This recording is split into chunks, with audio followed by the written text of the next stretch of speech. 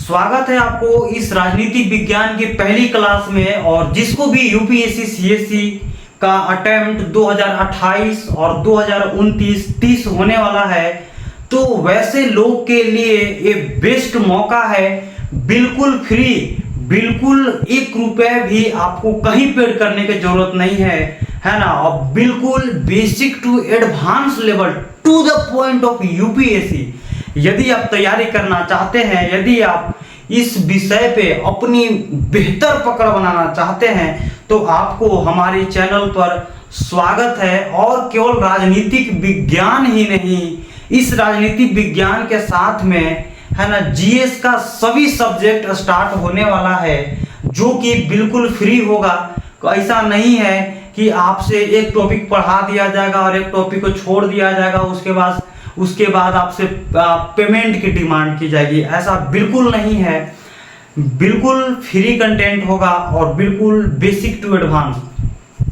तो जिन्हें भी यूपीएससी का है ना यू भी पता ना हो, तो वैसे लोग के लिए बिल्कुल एडवांस, बिल्कुल बेसिक टू एडवांस लेवल की ओर हम लोग जाएंगे, जो कि 2028, 29 और 30 को टारगेट करेगी। जिसको भी 2027 का अटेम्प्ट देना है, तो वैसे लोग के लिए ये क्लास यूजफुल नहीं होने वाला है। तो 2027 वाले लोग आपसे क्षमा प्रार्थी हूँ, आप जा सकते हैं। ये वीडियो आपके काम की में नहीं आने वाला है।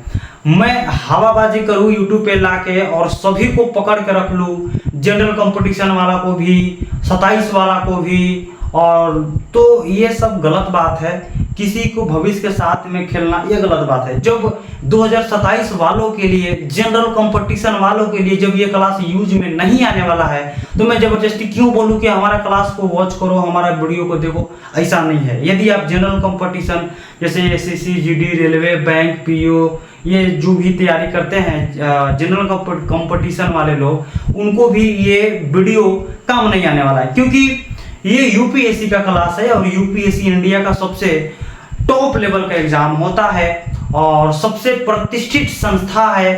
बड़ा जो एग्जाम होता है उसमें काउंट किया जाता है।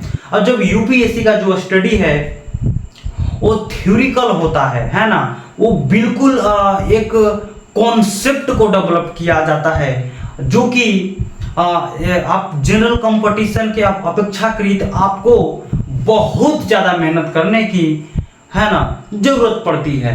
जबकि आपको जनरल कंपटीशन में एक फैक्चुअल इंफॉर्मेशन की जरूरत होता है। जैसे कि यदि हम एग्जाम्पल से बात करें, तो जनरल कंपटीशन वाला के एग्जाम में ये पूछा जा सकता है कि राष्ट्रपति का जो मिनिमम एज लिमिट है वो क्या है। तो ये बात पूछ दिया जाएगा कि जनरल कंपटीशन वाले ने इसको डायरेक्ट बोल देगा कि मिनिमम जो एज लिमिट है वो 35 ईयर्स है। लेकिन यूपीएससी ये कभी नहीं पूछेगा। वो ये पूछेगा कि जो भारत का जो प्रेसिडेंट है उनका जो मिनिमम एज 35 है वो क्यों है। तो इस टाइप से इसका प्रश्न पूछने का तरीका अलग होता है ना। एग्जाम पैटर्न अलग होता है। आपको पता होगा कि यूपीएससी के एग्जाम में बात किया जाए तो प्रीलिम्स में 2 पेपर, मेंस में 9 पेपर, इसके बाद इंटरव्यू, समथिंग 2675 मार्क्स का टोटल एग्जाम होता है। तो कहीं ना कहीं ये इससे छोटा एग्जाम बोलना आप नहीं बोल सकते हैं, आप इसको हल्के में नहीं ले सकते हैं। तो ये यूपीएससी वालों के लिए ही ये वीडियो काम आने वाला है, जो भी 28, 29, 30 में अटेम्प्ट देंगे। तो आइए इस क्लास में आज से राजनीतिक विज्ञान को हम सभी समझेंगे, पॉलिटिकल साइंस को अध्ययन करेंगे, जिसमें राज्य व्यवस्था से शुरू करने वाले हैं। आइए इस क्लास को स्टार्ट करने से पहले हम कुछ बेसिक चीज को समझेंगे, ताकि इस क्लास को आगे करने का प्रॉफिट क्या होने वाला है ना। तो सबसे पहले इस बात पे हमें देखना होगा, तो क्या यूपीएससी में जो राजनीतिक विज्ञान है इस पे मेहनत करना चाहिए? तो इस बात को हम नहीं बोलेंगे। यदि आप रियल में यूपीएससी एस्पिरेंट हैं, तो आप जाइए और आप PYQ को उठाइए, प्रीवियस ईयर क्वेश्चन। अभी से पहले जो भी एग्जाम हुआ है आप उस एग्जाम का प्रश्न को उठाइए और देखिए कि राजनीति विज्ञान से कितना कितना प्रश्न पूछा गया है। यदि हमसे पूछा जाए तो राजनीति विज्ञान से भर भर के प्रश्न पूछा जाता है। तो उस हिसाब से राजनीति विज्ञान यूपीएससी के लिए इम्पोर्टेंट हो जाता है। और मैं बता दूं कि जब राजनीति विज्ञान के क्लास हो, है ना, अभी एग्जाम ट्रेंड इतना कुछ डिफिकल्ट होते जा रहा है कि लोग प्रश्नों को समझ तक नहीं पा रहे हैं। तो क्या इसका मतलब क्या है कि लोग प्रिपरेशन करना छोड़ दे? तो ऐसा बिल्कुल नहीं है। हमें और गहराई के साथ समझने की जरूरत है और हमें मेहनत करने की जरूरत है ताकि उस एग्जाम को हमें आसानी से निकाला जा सके। क्योंकि पहले भी जो सक्सेस हुए हैं वो मेहनत करने वालों को ही सक्सेस मिला है, और आज भी जो सक्सेस होंगे वो मेहनत करने वाले लोग ही होंगे। और इसके बाद जब कोई कुछ बोलता है तो वो सब हवाबाजी है, वो सब फालतू की बात है। तो हम मेहनत पे भरोसा करते हैं, और आज हम आप इस कैमरा के सामने खड़ा है और आप हमको इस वीडियो के माध्यम से देख रहे हैं, तो कहीं ना कहीं हम भी इस यूपीएससी के पीछे मेहनत किए हुए हैं। और मैं अपनी मेहनत की शुरुआत बता दूं तो मैं 10th क्लास का जब हमारा रिजल्ट आया था तो मैं उस टाइम से इसके पीछे लग गया था। अभी मेरा बीएस कंप्लीट नहीं हुआ है, बीए रनिंग है, और हम इसका पूरा सिलेबस को पूरा कर बैठे हुए हैं। तो मेरे को लगता है कि हम इस यूपीएससी को बेहतर ढंग से समझ पाए हैं और समझा पाऊंगा, है ना। क्योंकि जब हम इस यूपीएससी को स्टार्टिंग में प्रिपरेशन करना शुरू किए थे तो कुछ बहुत सारे कठिनाइयां हमारे सामने ये आती थी कि जब प्रश्न भी हमें समझ नहीं आता था। लेकिन किसी ने हमें भी गाइड किया। जब लाखों लाख के जब कोचिंग में जब भरे तो वहाँ हमको हुरा गया माइंड में कि नहीं, अभी नहीं, अकबकाना नहीं है, अभी मेहनत करो, ऑटोमेटिक समझ में आ जाएगा। अब ऐसा ही हुआ, जब मेहनत करते गए तो खुद फिर चीज़ें समझ में आने लगी। जब अभी प्रीवियस ईयर क्वेश्चन को देखते हैं, PYQ जो भी है, एग्ज़ाम सिलेबस को देखते हैं, एग्ज़ाम पैटर्न को देखते हैं, तो चीज़ें अब बेहतर काफ़ी ढंग से हमें समझ आता है। अब मुझे लगता है कि मैं इस एग्ज़ाम को बेहतर ढंग से मैं समझ पाया और मैं इसके एग्ज़ाम में कुछ बेहतर योगदान दे पाऊंगा, है ना। तो जो हमारा भी फर्स्ट अटेम्प्ट 2028 होने वाला है, लेकिन हमें खुद का कंटेंट पे ये भरोसा है कि हम बेहतर ढंग से हम मिलकर अध्ययन कर पाएंगे। तो हम बिल्कुल पीपीटी के माध्यम से नहीं पढ़ाने वाले हैं, मैं सबसे पहले बता दूं, और पीडीएफ के माध्यम से नहीं पढ़ाने वाले हैं। क्योंकि पीडीएफ और ये पीपीटी जब बोर्ड पे लिखा होता है, आने के मतलब है बोर्ड पे आए, पीपीटी को हटाते गए और इसके बाद में पीपीटी हट गया, क्लास हट गया और फिर दिमाग से भी वो हट गया कि हमने क्या पढ़ा है। तो हमें एक किताबी रूप से पढ़ने से बेहतर हमें उस चीज़ को समझना होगा कि हम क्या पढ़ने वाले हैं, क्या पढ़ रहे हैं, क्यों पढ़ रहे हैं, उसका यूज कहाँ होने वाला है, अब तक यूपीएससी में उसको कब कब पूछा गया, कब किस तरीका से पूछने की संभावना है। तो हमें कई डायमेंशन से इस बात पे सोचने की जरूरत है। क्योंकि यूपीएससी में कभी भी शॉर्ट रूप में प्रश्न नहीं आता है, उसका जो है बहुत टेढ़ा सा सवाल आता है। सवाल बहुत आसान होता है, लेकिन उस सवाल का पूछने का तरीका ऐसा होता है यूपीएससी का कि वो सवाल कठिन हो जाता है। तो बिल्कुल हम सभी बेसिक से पढ़ेंगे और 2028, 29 और 30 के एग्जाम को टारगेट करेंगे। तो फिर से स्वागत है आपको हमारा YouTube channel Vicky IAS institute पे, और आप सभी को हम हमारे चैनल पे हमारे साथ कई एजुकेटर जुड़ेंगे और पूरे क्लास को पूरा करने की कोशिश करेंगे। जो भी यूपीएससी का सिलेबस है बिल्कुल फ्री, लेकिन उसके लिए without your support it's not possible. यदि आपका सपोर्ट नहीं रहा तो ये पॉसिबल नहीं है। क्योंकि कोई भी टीचर यदि आएंगे, जैसे कि हम जीएस को पढ़ा लेंगे, लेकिन उसके अलावा कई सब्जेक्ट हैं जैसे कि हम साइंस नहीं पढ़ा सकते हैं, हम क्या है कि ऐसा बहुत सारा सब्जेक्ट है कि हम उसको पढ़ा नहीं सकते हैं, तो उसके लिए हमें टीचर को अपॉइंटमेंट करना होगा। तो वो टीचर हमारे मुंह देख के ये काला सा वो नहीं आ जाएंगे, उनको कुछ ना कुछ है ना ऑफर करना पड़ता है। और यूपीएससी का एग्ज़ाम ये बिल्कुल कोई भी टीचर आए और मुंह उठा के और थंबनेल लगा के पढ़ा दे यूपीएससी के नाम पे, ये बिल्कुल गलत बात है। ऐसा लोग को भी तो नहीं बुलाना है। तो इस चैनल के साथ वही लोग जुड़ेंगे जिनका यूपीएससी से संबंध रहा है, जिन्होंने यूपीएससी का एग्ज़ाम को कभी न कभी दिया है, उस एग्ज़ाम में बेहतर परफॉर्म किया है। तो वैसे लोग के या कोई कहीं कॉलेज में प्रोफेसर हैं, वो उनका उससे संबंधित हैं, उन सब्जेक्ट में महारत हासिल है। जैसे कि यदि किसी को लाते हैं कि ठीक है सर आपको इकोनॉमिक्स पढ़ाना है, तो ऐसा नहीं है कि रोड पे से किसी को उठा लिया, मुँह उठा के आया और इकोनॉमिक्स पढ़ाना शुरू कर दे यूपीएससी वालों के लिए, तो ऐसा बिल्कुल नहीं है।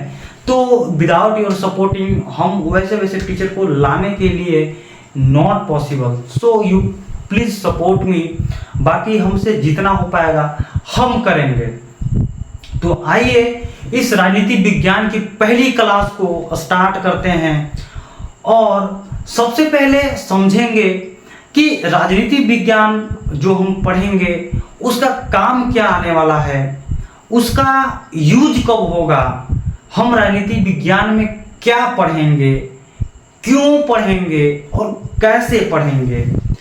और मैं एक बात और बता दूं कि जब हमने बोल दिया कि आज हमारा राजनीति विज्ञान की क्लास खत्म हो गया, समाप्त हुआ, आप उसके बाद जाइए और प्रीवियस ईयर क्वेश्चन को उठाइए और क्वेश्चन को आप सॉल्व कीजिए। यदि आप मुस्कुरा कर क्वेश्चन को सॉल्व नहीं किए तो फिर आप आइएगा और हमारे चैनल पे आप बताइएगा, हम उसी दिन अपना इस चैनल को बंद कर दूंगा। मैं ऐसा इसलिए बोल पा रहा हूँ क्योंकि हमें खुद का कंटेंट पे भरोसा है ना। आपको पता होगा कि जो यूपीएससी में जो टॉपर लोग आते हैं, यदि आप राजनीतिक विज्ञान, पॉलिटिकल साइंस और ये क्या है कॉन्स्टिट्यूशन का जब बात करते हैं, पॉलिटी के लिए आपने क्या पढ़ा, पॉलिटी के लिए आपने क्या पढ़ा, तो सभी लोग के द्वारा आपने एक चीज सुना होगा, एक बुक का नाम, ये देखिए यही वो बुक है एम लक्ष्मीकांत, दिख रहा है आपको। ये जो एम लक्ष्मीकांत बुक है, इस बुक का बहुत फेमस बुक है पॉलिटी के लिए। तो इस पॉलिटी में जब हम इस बुक को पढ़ते हैं तो केवल इस बुक को पढ़ने से भी नहीं होगा, हम इस बुक में आपको बहुत सारा ऐसा टॉपिक मैं दिखा दूंगा कि जो इस बुक में भी लिखा हुआ नहीं है, लेकिन मैं उस टॉपिक को आपके सामने रखूंगा क्योंकि हमें यूपीएससी को क्रैक करना है, हमें उस चीज़ को समझना है और तभी क्रैक कर पाएंगे जब हम उस विषय को बेहतर ढंग से समझ पाएंगे और उस रूप में समझ पाएंगे जिस रूप में यूपीएससी समझने की है ना वो एक्सपेक्ट करती है कि हमें जो अधिकारी चाहिए उसको इस प्रकार के समझ वाले लोग चाहिए। तो हम किस प्रकार से समझते हैं वो अलग मैटर है, लेकिन यूपीएससी क्या चाहती है, किस प्रकार के समझ वाली लोग चाहती है, तो हमें उसके अनुसार प्रिपरेशन करना होगा। तो हम पॉलिटिकल साइंस के लिए जब मैं बोल दूं, चाहे जब हमारा टॉपिक कंप्लीट होता जाएगा, जैसे कि आज हमने पढ़ लिया कॉन्स्टिट्यूशन, डेवलपमेंट ऑफ कॉन्स्टिट्यूशन, है ना, कॉन्स्टिट्यूशन डेवलपमेंट ऑफ इंडिया, जब सपोज डेट की हमने पढ़ा, तो जब constitution development of India 1773 to 1935 जब पढ़ लिया, तो हम वहाँ से पीवाईक्यू को देखेंगे, हमने उसको जांच तो करेंगे ना कि हमने जो पढ़ा है वो रियल में अकॉर्डिंग ऑफ यूपीएससी है कि नहीं है, या हवाबाजी में आना है और यही बकवास करके चला जाना है और टाइम भी वेस्ट और आपका यूज में भी ना है।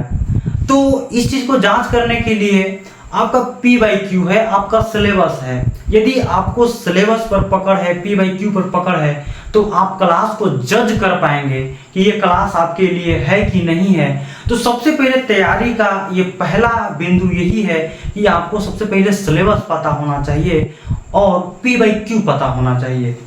तो यदि आपको पता नहीं है तो आप सबसे पहले पता कीजिए और इसके बाद आप जज कीजिए कि रियल में ये क्लास हमारे योग्य है कि नहीं। इसके बाद आप बहुत अच्छा तरीका से जज कर पाएंगे। तो आइए ज़्यादा बात न करते हुए इस अपना क्लास को आगे की ओर बढ़ाएंगे और पूरी क्लास बेसिक टू एडवांस। अब जैसे कि बहुत सारे लोग हैं जिनको पॉलिटी से डर लगता है, हिस्ट्री से डर लगता है, इकोनॉमी से डर लगता है, तो इस चैनल पर वही टीचर जुड़ेंगे जो कि बिल्कुल बेसिक से पढ़ाएंगे, ये समझ के पढ़ाएंगे कि आपको हम एक किसी है ना ऐसे लोगों को बता रहे हैं, ऐसे लोगों को समझा रहे हैं जो कि इस विषय में उनका जो जानकारी है वो जीरो है। भले आपके पास जानकारी हो लेकिन हम बेसिक टू एडवांस चलेंगे, जीरो लेवल से है ना हाई लेवल की ओर चलेंगे और हम टारगेट करेंगे यूपीएससी सीएससी 2028, 29, 30। तो आइए इस राज्य व्यवस्था के क्लास को, पॉलिटी की क्लास को स्टार्ट करते हैं। सबसे पहले हम ये इस बात को जान ले कि ये जो पीपीटी का पढ़ाई होता है और पीडीएफ का पढ़ाई होता है कि उधर से आए और हम पीपीटी को लगा दिए हैं और पीडीएफ को लगा दिए हैं और हम पढ़ते जा रहे हैं कि भारत में है ना दंगा का मुख्य कारण है कि मुसलमान भारत में निवास करता है, मुसलमान आतंकवादी है ना।